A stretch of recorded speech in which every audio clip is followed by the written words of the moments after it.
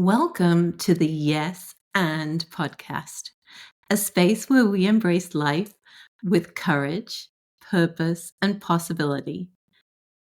Hi, I'm Claire Dar. I'm a former corporate lawyer turned executive coach.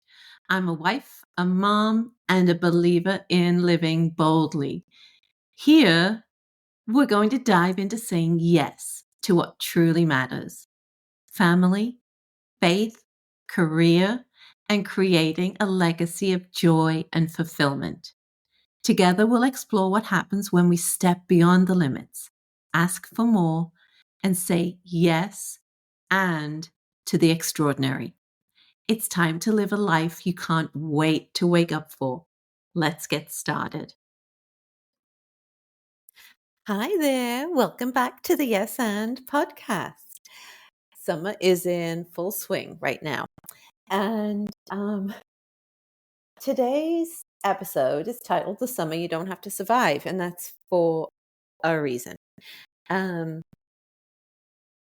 It's because so many of my clients, so many of my friends, former colleagues, former classmates are struggling at the minute through summer.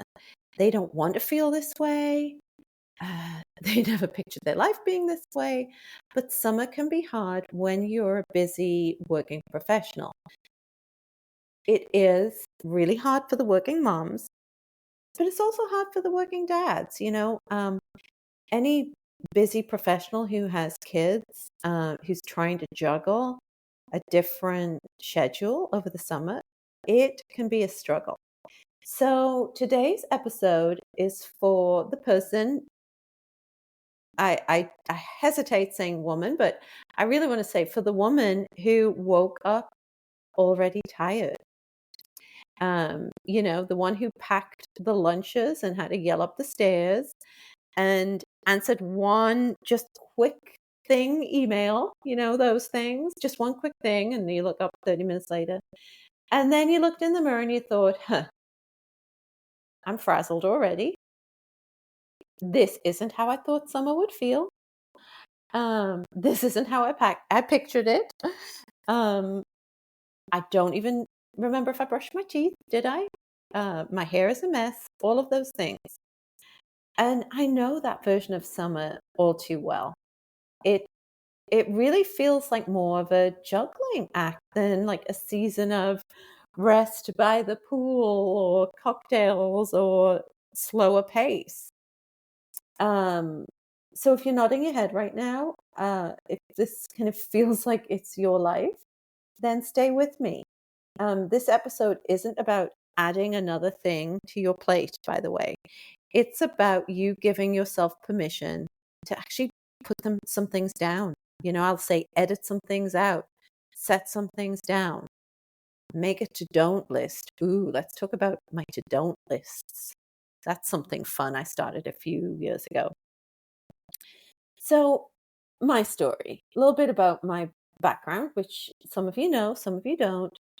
For years, I lived in what I now call functional burnout.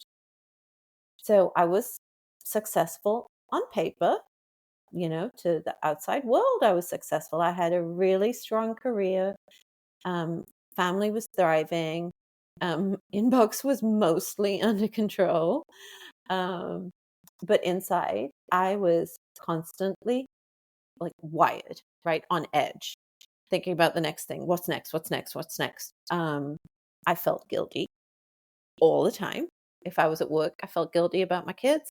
If I was at home, I felt guilty about the client. Guilty. And I was left wondering, like, when would I finally get to enjoy this life I had worked so hard to build? The life I pictured back before law school. Even when I was in law school, I pictured having this life. Yes, I would work hard. Yes, I would be diligent and work to be really good at what I did and be the best I could be and serve clients well and work well with colleagues. Yes, all of that. That was a given. But I had this other view of how life would be as well as that. I didn't think it would be this battle of guilt and nervous system deregulation and constantly feeling on edge and constantly feeling like I was behind, late for something I was missing, a ball I was going to drop. And so every summer I told myself I'd slow down a bit, I'd be more present, create more memories, take better care of myself, enjoy a cup of coffee in the morning, plan some things with some girlfriends, a little getaway, a little spa day, whatever, right? But instead, I just kept pushing. And I think, why did I keep pushing? I think I got caught up in the momentum. I got caught up in the this is what everyone else is doing. This is what I should do. If I slow down, if I stop, if I try to change things, it's going to impact my career, my success, and then my family. And then what was it all for in the first place? And what have I worked so hard for? If I can't just let it all go, burn it all down. And the truth is, I thought I was doing it right. I kind of thought that this frazzled, overstretched rhythm of life is what just came with being a high functioning working mom. And that it was actually on me to figure out a better system, figure out a better way to get meals pulled together, figure out a better way to get my kids to things, figure out a way for me to have that downtime with my friends, to have the date night, to get better sleep, to do all of the things, enjoy the vacation. Until I really realized you can be grateful and still be overwhelmed. And you can love your life and still need a reset. And the shift happened gradually, I will say. It didn't just come from like a week off on a beach, decompressing, or away from my phone or whatever. It didn't come from some huge aha moment or revelation. It started small. And it really came from mindset work I started doing. I started feeling called to do more mindset work, listen to more podcasts, read some more books, follow some people. I would back in those days, I still got overwhelmed by podcasts. So I subscribed to so many podcasts, and I treated it like a law school class. Like, I've listened to this one. Oh, do I need to listen to that one? Oh, I can't listen to that one till I can take notes. Instead of just listening to the message and taking some things away from it and giving myself permission just to take one thing away from it. That's something I've since learned. But it's funny, during that time, some of the podcasts I listened to, they are the lessons that play in my head. I remembered listening to one that was talking about just kind of decluttering and, clearing up your house. My house at the time was a complete disaster. We didn't invite people over because I had 2 small children. I worked full time, all the things. And I remembered hearing outer order leads to inner calm. And the person went on to say, it doesn't have to be kind of a full closet clean out, where I hire someone or I, get rid of everything or whatever. It can just really be as you walk from room to room, just take something with you. So if I'm in my office and there's a coffee cup, just take that coffee cup to the kitchen. If I'm in the living room and there's one of my kids' toys, next time I walk from that room, just take it back to my kids' room. It doesn't have to be this huge thing. And that stuck with me. And so many little moments and lessons stuck with me along the way. That's the first time I really dug into rewiring your brain, positive psychology, intentional goal setting, starting to take care of me more intentionally, my health, my physical and emotional well-being, prioritizing sleep and hydration and nutrition, not just hitting the gym a few days in a row and then opening a bottle of wine because I just crashed and needed it, And so it really came from me choosing presence over performance and questioning that pace that I'd normalized for so long, too long. I didn't like it. This wasn't the life I thought I would have. This wasn't why I went to law school, why I worked all those hours at the law firm in the early days. Why I did all of the things. It wasn't to have a life that I basically outsourced to multiple other people. And I say that a lot. I had outsourced my life, and I thought that was the fix, right? I paid the person to do this. I paid the person to do that. That's why I'm making all the money. It's cheaper for me to spend more time working than cooking dinner for my kids, because if I look at the hourly rate of that, it's not worth my time. It's not a good use of my time. So I was outsourcing my life, paying other people really to live parts of my life that I wanted to live, all with the justification that that's why I'm getting paid a lot of money. I'm getting paid a lot of money so I can go to this job, so I can pay all these people to keep running my life for me. What for? Honestly, I think the what for was I thought that at some point in the future, don't know when, something would click and my work situation would just naturally get easier, and the kind of getting through that phase of life, getting through that stage of life, it was well worth it to make it through with my sanity, with my career intact, progressing up the ladder financially. It would pay off at the end, right? I thought it was kind of an investment at the time that would pay off in the end. And I had these realizations as I sat. I learned to build in some calm, not just wait for the calm to happen, which it never did. The only time calm happened for me when I got sick. When I was like down, and then of course that led to a whole set of stress, but down with the flu, down with some stomach bug. I'd had a couple of surgeries, down with some surgeries where they tell you can't do stuff. Oh, I'm just going to admit something here. Then this may have happened to you. Do you know there were a couple of minor surgeries I had during this period where I kind of looked forward to it because I knew I was going to have a period of time lying down away from the kids, asleep. Yes, drug induced sleep, but asleep. A period of time where they would drug me, where I could just be quiet and sleep, where I would have to be immobilized for a period of time and not be able to keep going and going and going and going because I felt like I had to keep going and going.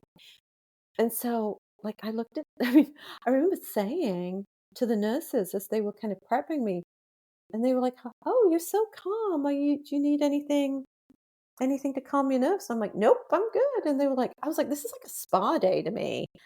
I have 2 small children and I work full time. This is like a spa day just to get to lay here in a hospital gown with the grippy socks they give you.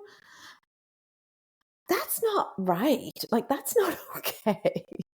And I'm not judging you if you've had those thoughts or have those thoughts. That a night stay in a I almost said hotel, in a hospital might be just the ticket you need to get a good night's sleep and have people leave you alone. I'm not judging you because I've done it. I've thought that way. But it's not okay. We shouldn't wait for surgery or retirement to start to have some peace and calm and time for ourselves. And so I started to build in the calm, not just wait for it to happen. I started prioritizing it. I claimed it. It's not even I deserved it. I almost said the word deserved. It needed to happen. It was as vital as any other part of my day. I also learned how to lead myself instead of letting the day run me. I took charge of my day, of what would get done, of what wouldn't, of how I would respond and how I wouldn't, of what was important and what wasn't. And I really started, and this is the key, to treat rest and downtime as a strategy, not a luxury. And you may hear that a lot, like self-care isn't selfish, it's selfless. Self-care is not a luxury. I mean, not yet, not a luxury, it's a necessity. Think about it this way. What if rest is part of your strategy for performance, for succeeding, for doing well, and not a luxury and not a cop out and not you failing or needing to take a break because you can't hack it. Oh my goodness, I heard that once from a man I worked with. Oh, people who take time or go for walks or whatever just can't hack it, can't hack the pace, right? What if it's a strategy for long-term success, long-term performance, coming back stronger? And if you make it part of your strategy and it's not forced on you like an illness, it's not something you try to like grab, like you grab lunch, you grab some alone time, you grab some me time, you grab a vacation, right? It's actually something you plan in. Imagine that. You look at high performance athletes, they build rest time into their training schedules. They have to, because they've learned that their bodies are not robotic machines, no matter how incredible their bodies are and their design is and their work is. They cannot keep going constantly. They have to have rest days. Some of the most successful business people in the world take downtime, time away. I've worked with many billionaires over my career, and there were periods of time when you could not reach them. You couldn't reach them. You knew it, no matter how important, air quotes, it wasn't that important to them. They could not be reached because they knew how important, like this one piece of equipment they have, their body, their brain, the whole ecosystem was vital to the success of their company, of their business, of them continuing to make billions. It couldn't happen without them. I use this analogy a lot. Like, what if your body was a printer, right? Something you needed for your work, for your business, for your day-to-day work. You needed this printer to function, but you just kept hitting print, print, print, print over and over and over again. You didn't replace the ink cartridge. You didn't put paper in it. And you just kept pressing print, print, print, print over and over and over again. Eventually it would stop printing because a couple things would happen. It would run out of paper. It would run out of ink. It might start smoking in the back, right? Smoke coming out of the back of it because it got so hot and burned itself up, right? You would treat the printer better than you would treat your body and yourself, because you need that printer for your career, for your work, for the client, for the whatever, right? You would put paper in it. I know it's inconvenient to do that. So inconvenient to stop and put the ink cartridge in, put the paper in, ask someone to do it. I've been there where like the panic sets in when the printer cartridge is running out.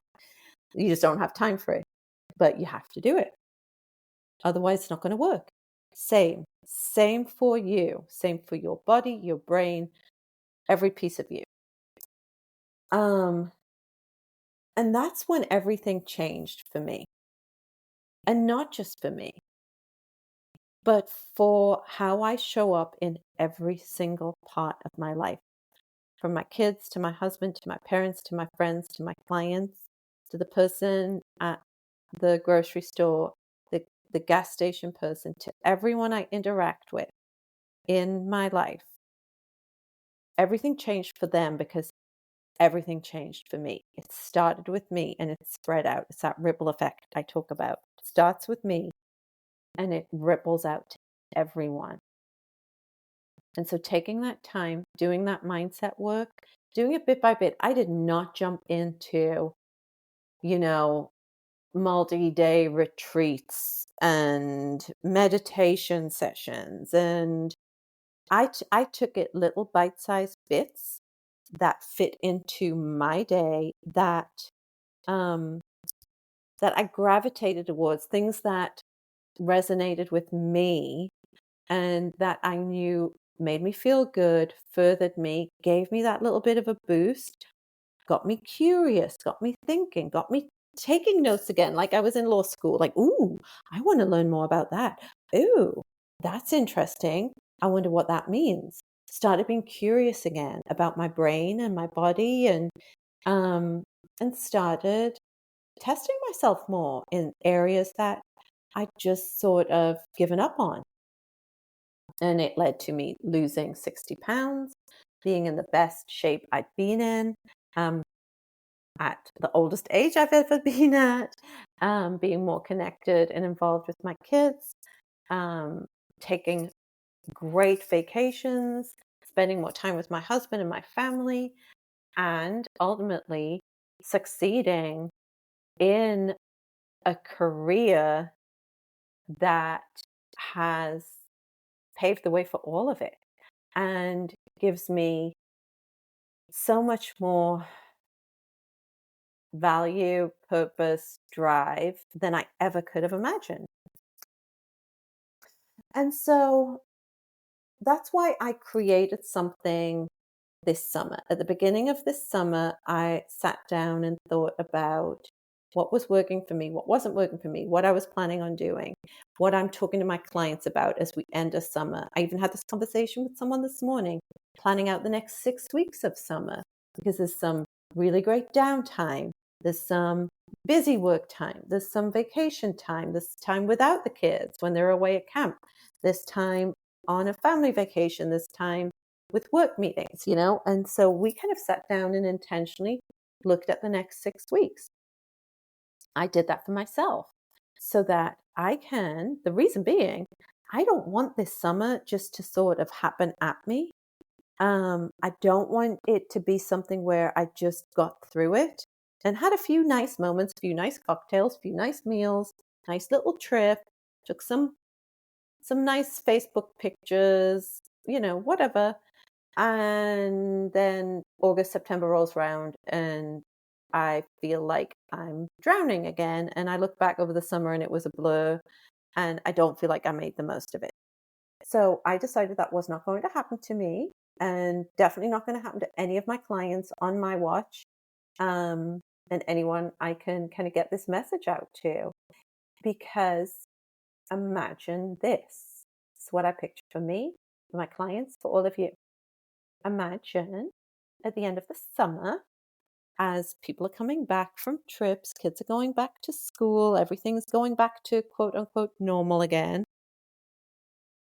Imagine you feel the healthiest you've ever felt, the most vibrant you've ever felt, the most rested, and you look at what you've achieved at work and in your career, and you've actually blown some milestones out of the water, made some huge strides, tackled some amazing things, moved the ball forward in certain areas, propelled it, like had such great momentum, you've collapsed time. It's like, whoa, how on earth did I do all of that? Like, I want you to look back on your summer and go, how did I do that? Am I like superhuman? I want people to look at you in August, September and say that. How did she do that? How does she do this? People ask me that all the time. How do you do this? How have you done that? It's not hard. It's not complex. It requires a minimal amount of time, to be honest, 10 to 20 minutes a day. But it requires you to be consistent and intentional and not give up and keep going and hold yourself accountable. And the accountability part, hold yourself accountable to what you want from life, how you want to feel, how you want it to be, and then do the steps, do the work. Treat it like it is your most important job to do this work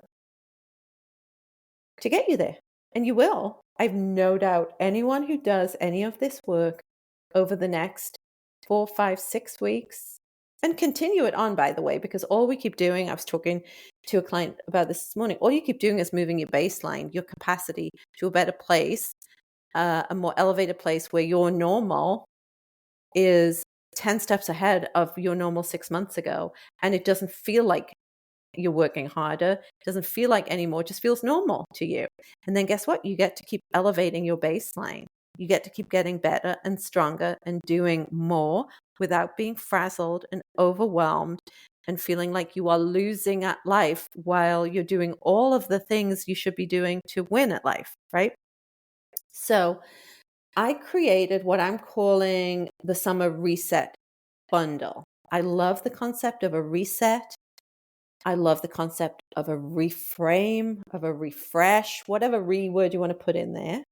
And I bundled together in one place. And it kind of is like a little vault, a little hub, a little one-stop shop place.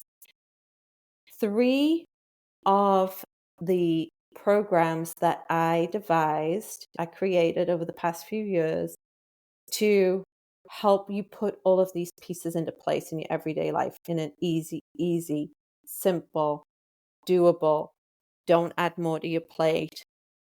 It becomes like normal everyday life to you, and people are looking at you going, how on earth is she doing that way? And these are all the things that I've done to change my life over the past 5 years. They've propelled me in so many ways. I am in such a different place than I was 5 years ago. Life didn't get easier, by the way. Life didn't get easier. I added a lot more complexity. You know, my kids got older. I've got a teen almost. We added more work things. We added more commitments. You know, so many. I put myself in various fitness challenges. You know, so many things where I didn't like go easy on myself here. I actually wanted to and had capacity and energy to do more without feeling overwhelmed by it all. It just kind of became natural course of my life because of the things I did in these programs that I created. And a lot of it, by the way, was me. I think I've talked about this in the past, like guinea pigging, like trying various things, riding a roller coaster of, is this working? Does that work? Does this consistently work over time? Can I do this? Can I do that? What works for me? So I've taken all of the guesswork out. Like, you get to hack this whole thing and go straight to the source of what works really, really well.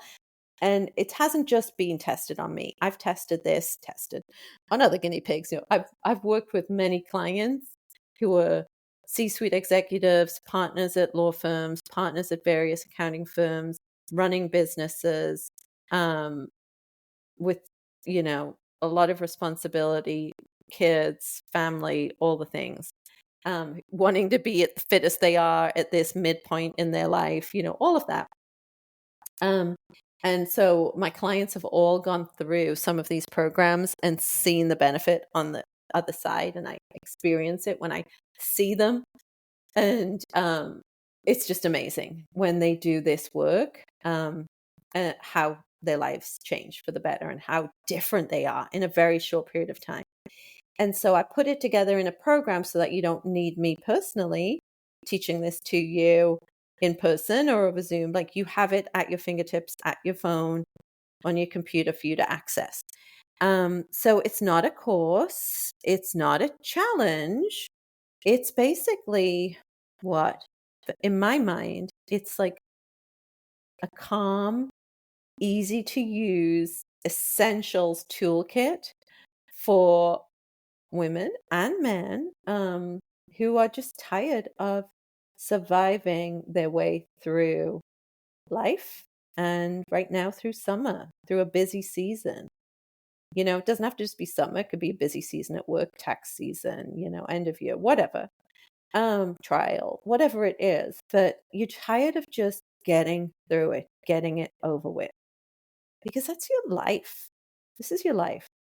So in the program, in the reset bundle, you get 3 short, powerful tools, basically designed to help you clear your mental clutter, realign your rhythm of life, your life rhythm, and start showing up for your life, the life you want to live,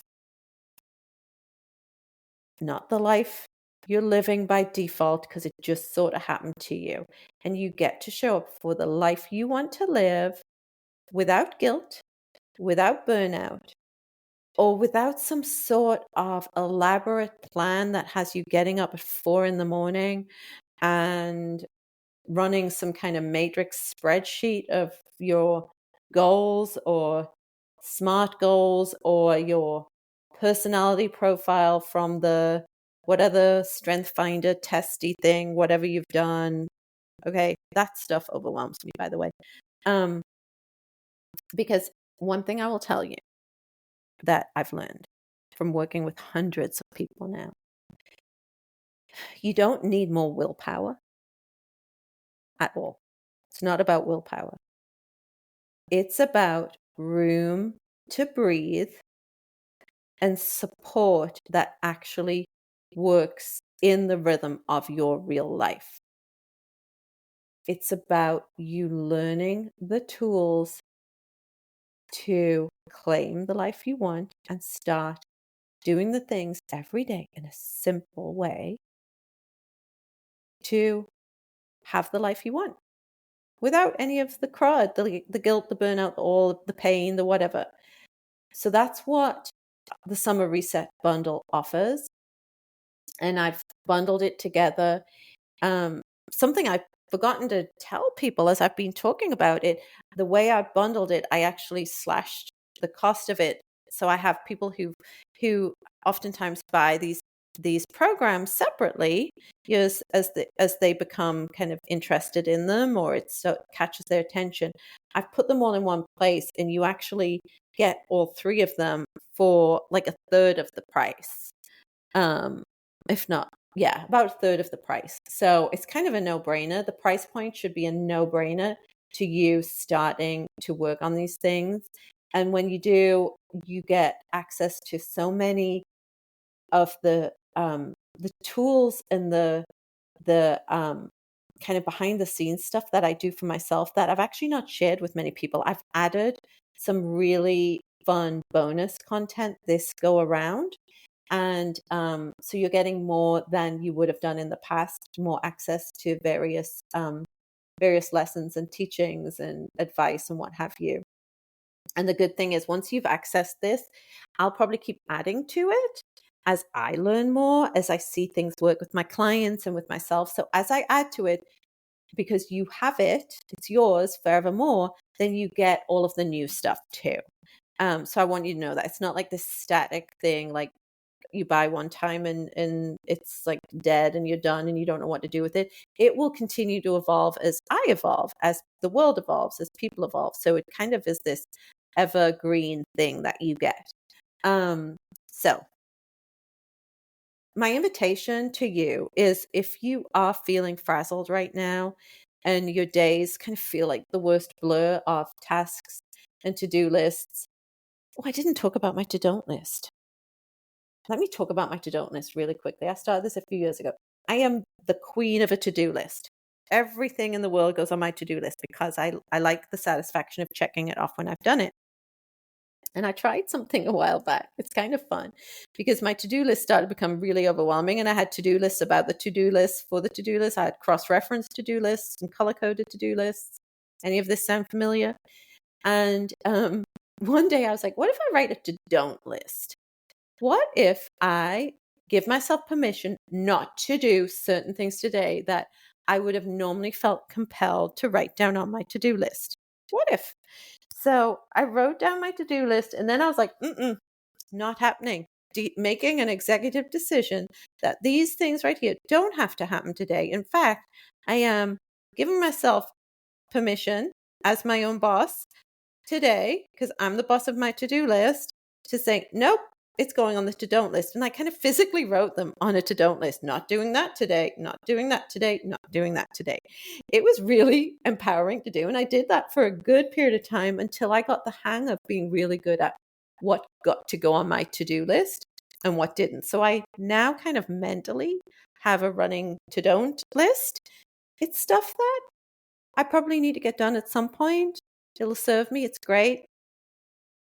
But it doesn't need to get done today. It's not going to move the needle for me today. It's not going to be a life-changing thing for me today. So instead of letting it like run in a program in my brain, kind of clogging up my drive, clogging because it's a failure because I didn't get that one darn thing on the list done. I just got the other 10 things done.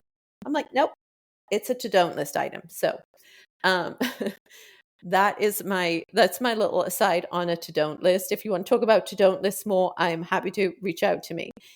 But if your days are a blur of tasks and to-do lists that are never ending, and your joy feels like it's actually at the bottom of your to-do list. I've talked about that before, I think, on this podcast, about putting yourself at the top of your to-do list. That's a fun thing to do too.